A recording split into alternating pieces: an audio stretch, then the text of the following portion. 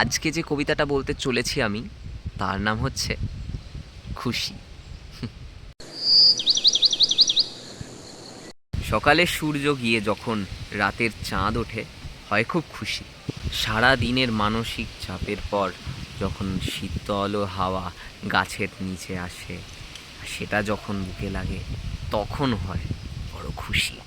খালি পেটে থাকা পরে পাতে যখন প্রচুর খাবার আসে, তখন হয় খুশি।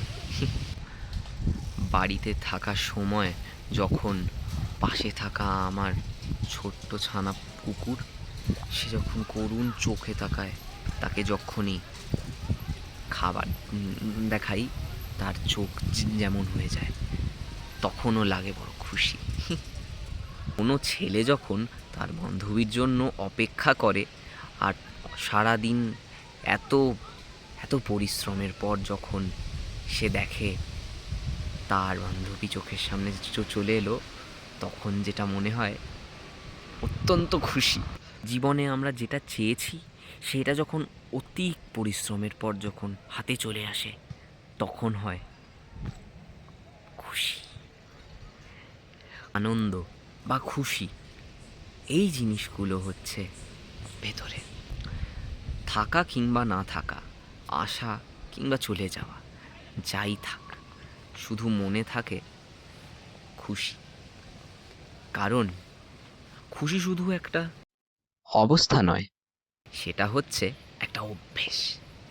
যে অভ্যেস মানুষ আয়ত্ত করলে প্রত্যেক মুহূর্ত, গাছপালা, হাওয়া যখনই তুমি পাবে, এই মুহূর্তকে পাবে, তখনই হবে খুশি।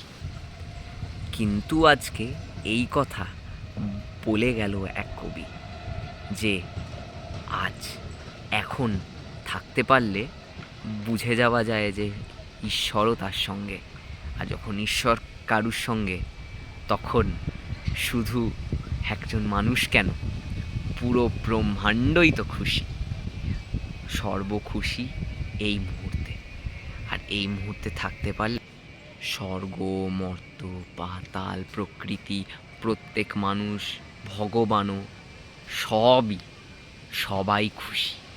আর আজ এই কবি এই ভাব প্রকাশ করে সে নিজেও খুব খুশি। তো আজ অবশেষে সব কিছু হয়েও, সব জানার পরও, আজ তুমিও খুশি, আমিও খুশি। ধন্যবাদ।